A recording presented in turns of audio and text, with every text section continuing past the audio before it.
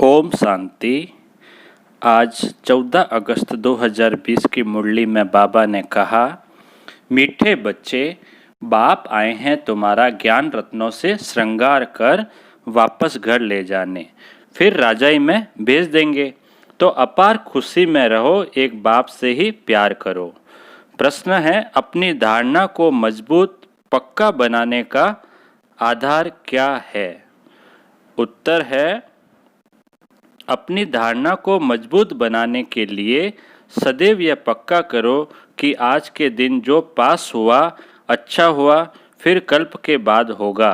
जो कुछ हुआ कल्प पहले भी ऐसे हुआ था, नथिंग न्यू। यह लड़ाई भी 5000 वर्ष पहले लगी थी, फिर लगेगी जरूर।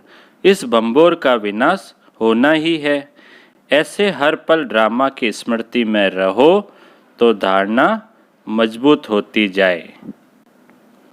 आज का गीत है दूर देश का रहने वाला। अब सुनते हैं मुरली विस्तार से। ओम शांति। बच्चे पहले भी दूर देश से पराये देश में आए हैं, अब इस पराये देश में दुखी है, इसलिए पुकारते हैं अपने देश घर ले चलो। तुम्हारी पुकार है ना, बहुत समय से याद करते आए हो, तो बाप भी खुशी से आता है। जानते हैं मैं जाता हूँ बच्चों के पास, जो बच्चे काम चिता पर बैठ जल गए हैं, उन्हों को अपने घर भी ले जाऊं और फिर राजाई में भेज दूं। उनके लिए ज्ञान से श्रृंगार भी करूं।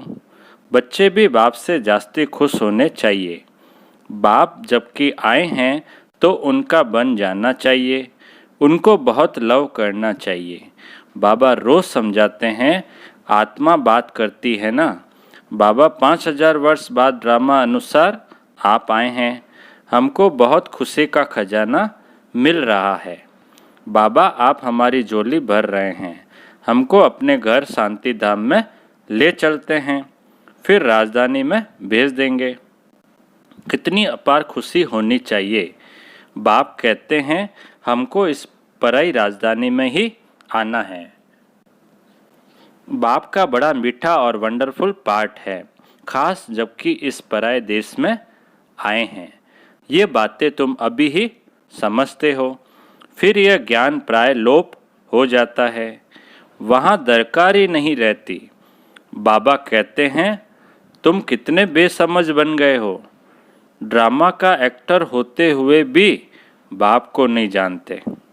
ड्रामा के एक्टर हो ना, ड्रामा में तो आते हो, फिर भी बाप को नहीं जानते, इतने बेसमझ बन गए हो। जो बाप ही करण करावन हार है, क्या करते क्या कराते यह भूल गए हो। सारी पुरानी दुनिया को हेवन बनाने आते हैं और ज्ञान देते हैं। वह ज्ञान का सागर है, तो जरूर ज्ञान देने का कर्तव्य करेंगे ना। ज्ञान के सागर है ना शिव बाबा, तो वो तो ज्ञान देने का कर्तव्य करेंगे। फिर तुमसे कराते भी हैं कि औरों को भी मैसेज दो। बाबा कहते हैं ना, मैसेज ज़्यादा से ज़्यादा सेवा करनी है, संदेश सबको देना है। मैसेज दो कि बाप सबके लिए कहते हैं कि अब देह का भान छोड़ मुझे याद करो तो विकर्म विनाश होंगे। मैं श्रीमत देता हूँ, पाप आत्माएं तो सब है।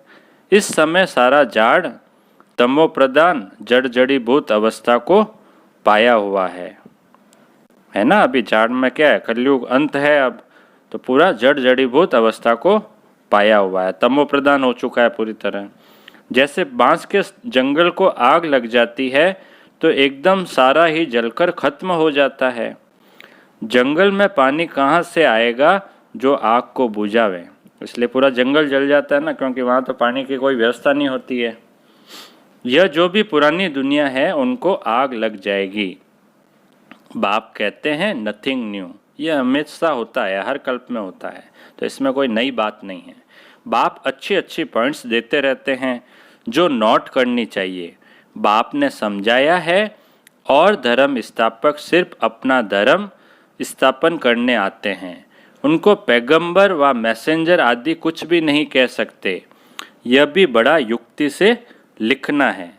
शिव बाबा बच्चों को समझा रहे हैं, बच्चे तो सब है ऑल ब्रदर्स, तो हर एक चित्र में हर एक लिखत में यह जरूर लिखना है।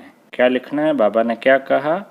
शिव बाबा ऐसे समझाते हैं। ये पूरी बात अपने को हर चित्र में, हर एक लिखत में लिखनी है।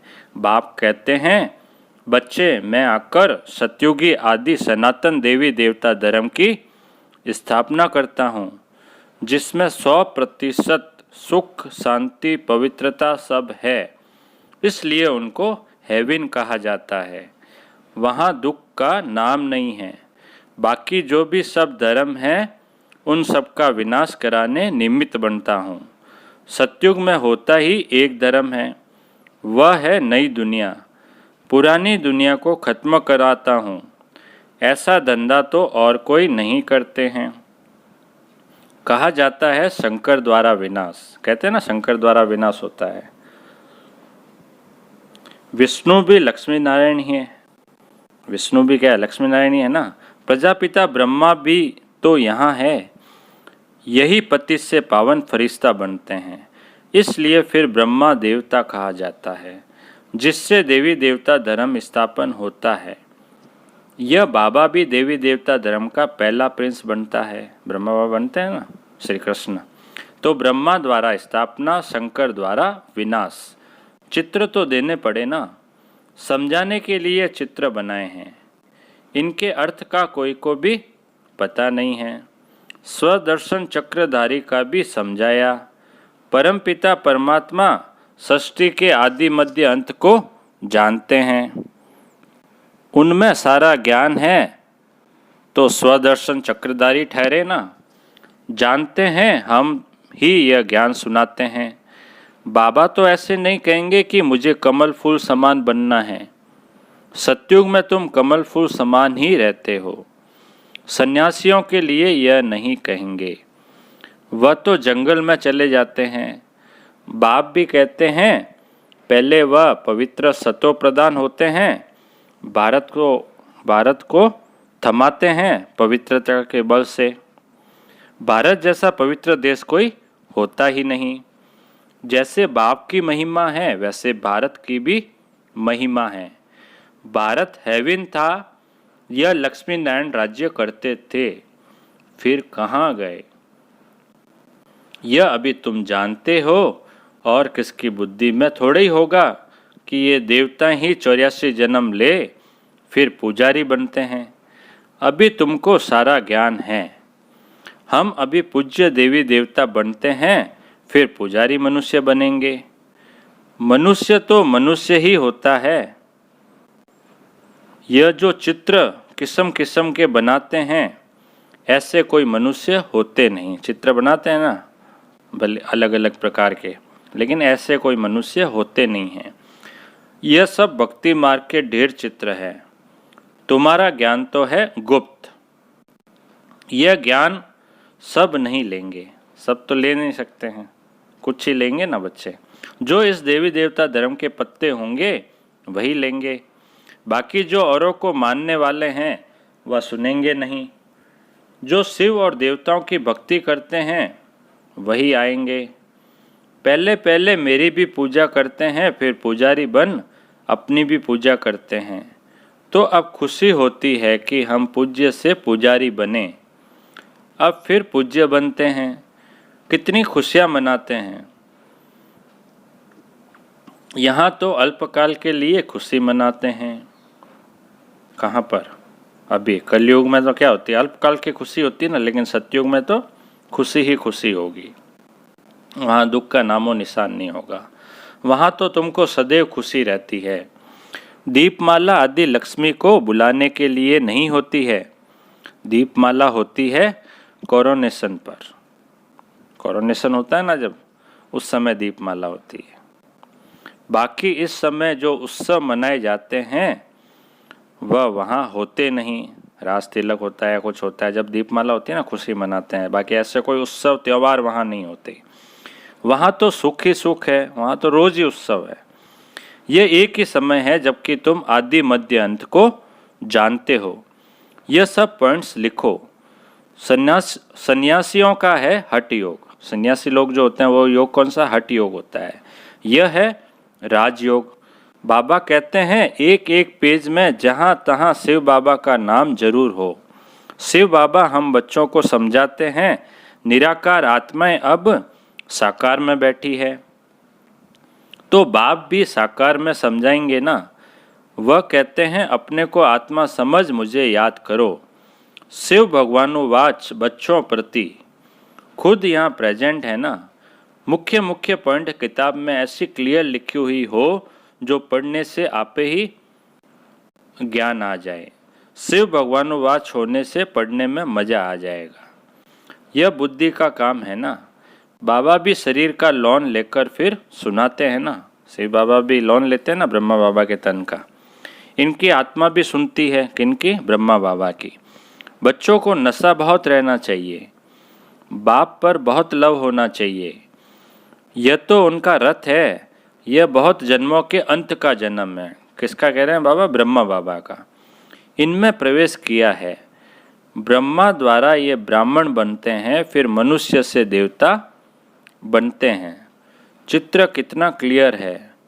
बल अपना भी चित्र दो, ऊपर में व बाजू में डबल सिरताज वाला। ठीक है ना, अपना भी चित्र दो, ऊपर में व बाजू में डबल सिरताज वाला। दो ताज होते हैं ना। योग बल से हम ऐसे बनते हैं। ऊपर में शिव बाबा, उनको याद करते करते मनुष्य से देवता बन जाते हैं। बिल्कुल क्लियर है। रंगीन चित्र का किताब ऐसा हो जो मनुष्य देख खुश हो जाए। उनसे फिर कुछ हल्के भी छपा सकते हो गरीबों के लिए। बाबा सेवा के बारे में बता रहे हैं। बड़े से छोटा, छोटे से छोटा कर सकते हो, रहस्य उसमें आ जाए। गीता के भगवान वाला चित्र है मुख्य। मुख्य चित्र कौन सा है? गीता के भगवान वाला। उस गीता पर कृष्ण का चित्र, उस गीता पर त्रिमूर्ति का चित्र होने से मनुष्यों को समझाने में सहज होता है। प्रजापिता ब्रह्मा के बच्चे ब्राह्मण यहाँ हैं। प्रजापिता ब्रह्मा सूक्ष्म वतन में तो हो नहीं सकता। कहते हैं ब्रह्मा देवताय नमः, विष्णु देवताय नमः। अब देवता कौन ठहरे? देवताएं तो यहाँ राज्य करते थे, डिटिज्म तो है ना। तो यह सब अच्छी रीति समझाना पड़ता है। ब्रह्मा सो विष्णु, विष्णु सो ब्रह्मा, दोनों यहाँ हैं। चित्र है तो समझाया जा सकता है। पहले पहले अल्फ को सिद्ध करो तो सब बातें सिद्ध हो जाएगी। पॉइंट्स तो बहुत है और सब धर्म स्थापन करने आते हैं। बाप तो स्थापना और विनाश दोनों कराते हैं। बाप ही कराते हैं ना स्थापना, और बाप ही विनाश कराते हैं। होता है सब ड्रामा अनुसार ही। ब्रह्मा बोल सकते, विष्णु बोल सकते हैं। ब्रह्मा और विष्णु क्या बोल सकते हैं? ऐसा पूछ रहे हैं बाबा। सूक्ष्म वतन में क्या बोलेंगे? यह सब समझने की बातें हैं। यहाँ तुम समझकर फिर ट्रांसफ़र होते हो ऊपर क्लास में। कमरा ही दूसरा मिलता है। मूल वतन में कोई बैठ तो नहीं जाना है, फिर वहाँ से नंबरवार आना होता है। पहले पहले मूल बात एक ही है, उस पर जोर देना चाहिए। कल्प पहले भी ऐसे हुआ था। यह सेमिनार आदि भी ऐसे ही कल्प पहले हुए थे। ऐसी पॉइंट्स निकली थी। आज का दिन जो पास हुआ अच्छा हुआ, फिर कल्प बाद ऐसे ही होगा। ऐसे ऐसे अपनी धारणा करते पक्के होते जाओ। बाबा ने कहा था मैगजीन में भी डालो। यह लड़ाई लगी, नथिंग न्यू। 5000 वर्ष पहले भी ऐसे हुआ था। यह बातें तुम ही समझते हो, बाहर वाले समझ न सकें। सिर्फ कहेंगे बातें तो वंडरफुल है। अच्छा, कभी जाकर समझ लेंगे। शिव भगवानुवाच बच्चों प्रति। ऐसे ऐसे अक्षर होंगे तो आकर समझेंगे भी। नाम लिखा हुआ है प्रजापिता ब्रह्मा कुमार कुमारियाँ। प्रजापिता ब्रह्मा से ही ब्राह्मण रचते हैं। ब्राह्मण देवी देवता नमः कहते हैं ना। कौन से ब्राह्मण? तुम ब्राह्मणों को भी समझा सकते हो। ब्रह्मा की औलाद कौन है? प्रजापिता ब्रह्मा के इतने बच्चे हैं तो जरूर यह एडॉप्ट होते होंगे। जो अपने कुल के होंगे वह अच्छी रीति समझेंगे। सत्युग वाली आत्मा अच्छी रीति समझेगी ना। तुम तो बाप के बच्चे हो गए। बाप ब्रह्मा को भी एडॉप्ट करते हैं, नहीं तो शरीर वाली चीज आई कहाँ से? ब्राह्मण इन बातों को समझेंगे, सन्यासी नहीं समझेंगे। अजमेर में ब्राह्मण होते हैं और हरिद्वार में सन्यासी ही सन्यासी है। पंडे ब्राह्मण होते हैं परंतु वह तो भूखे होते हैं। बोलो तुम अभी जिस्मानी पंडे हो, अब रूहानी पंडे बनो। तुम्हारा भी नाम पंडा है। पांडव सेना को भी समझते नहीं हैं। बाबा है पांडवों का सिरमौर। कहते हैं हे बच्चे मामेकम याद करो तो विक्रम विनाश होंगे और चले जाएंगे अपने घर। फिर बड़ी यात्रा होगी अमरपुरी की। मूल वतन के कितनी बड़ी यात्रा रहेगी? मूल वतन की कितनी बड़ी यात्रा होगी? सबकी सब आत्माएं जाएगी। जैसे मकड़ों का झुंड जाता है ना, मक्खियों की भी रानी भागती है तो उनके पिछाड़ी सब भागते हैं। वंडर है ना, सब आत्माएं भी मच्छरों मिसल जाएगी। शिव की बारात है ना। तुम सब हो ब्राइड्स, मैं ब्राइड ग्रूम आया हूँ सबको ले जाने। तुम छिछी हो गए हो इसलिए श्रृंगार कर साथ ले जाऊंगा। जो श्रृंगार नहीं करेंगे तो सजा खाएंगे। जाना तो है ही। काशी कलवट में भी मनुष्य मरते हैं तो सेकंड में कितनी सजाएं भोग लेते हैं। मनुष्य चिल्लाते रहते हैं। यह भी ऐसे हैं, समझते हैं हम जैसे कि जन्म जन्मांतर का दुख सजा भोग रहा हूँ। वह दुख की फीलिंग ऐसी होती है। जन्म जन्मांतर के पापों की सजा मिलती है। जितनी सजाएं खाएंगे उतना पद कम हो जाएगा। इसलिए बाबा कहते हैं योग बल से हिसाब किताब चुकतू करो। योग बहुत ज़रूरी है। याद से जमा करते जाओ। नॉलेज तो बहुत सहज है। अब हर कर्म ज्ञान युक्त करना है। दान भी पात्र को देना है। पाप आत्माओं को देने से फिर देने वाले पर भी उसका असर पड़ जाता है। जैसे किसी को दिया, उसने दारू पी लिया, फिर अपने बीवी बच्चों को मारा तो उसका असर अपने पे पड़ेगा। वह भी पाप आत्माएं बन जाते हैं। ऐसे को कभी नहीं देना चाहिए जो उस पैसे से जाकर फिर कोई पाप आदि करे। ठीक है ना। तो पैसे देने का, दान देने का भी बहुत ध्यान रखना है। पाप आत्माओं को देने वाले तो दुनिया में बहुत बैठे हैं। अब तुमको तो ऐसा नहीं करना है। पाप आत्माओं को देने वाले तो बहुत है, दान करने वाले, लेकिन अपने को ऐसा नहीं करना है। अच्छा, मीठे मीठे सिकी लदे बच्चों प्रति माता पिता बाप दादा का याद प्यार और गुड मॉर्निंग। रूहानी बाप की रूहानी बच्चों को नमस्ते। हम रूहानी बच्चों की रूहानी बाप दादा को याद प्यार और नमस्ते। धारणा के लिए मुख्य सार है। पहला पॉइंट, अभी हर कर्म ज्ञान युक्त करना है। पात्र को ही दान देना है। पाप आत्माओं से अब कोई पैसे आदि की लेन देन नहीं करनी है। योग बल से सब पुराने हिसाब किताब चुकतू करने हैं। दूसरा पॉइंट है, अपार खुशी में रहने के लिए अपने आप से बातें करनी है। बाबा, आप आए हैं हमें अपार खुशी का खजाना देने। आप हमारी झोली भर रहे हैं। आपके साथ पहले हम शांति धाम जाएंगे, फिर अपनी राजधानी में आएंगे। आज की मुरली का वरदान है, कल्प कल्प के विजय की स्मृति के आधार पर माया दुश्मन का आह्वान करने वाले महावीर विजयी भव। विस्तार है, महावीर विजयी बच्चे पेपर को देखकर घबराते नहीं, क्योंकि त्रिकालदर्शी होने के कारण जानते हैं कि हम कल्प कल्प के विजयी हैं।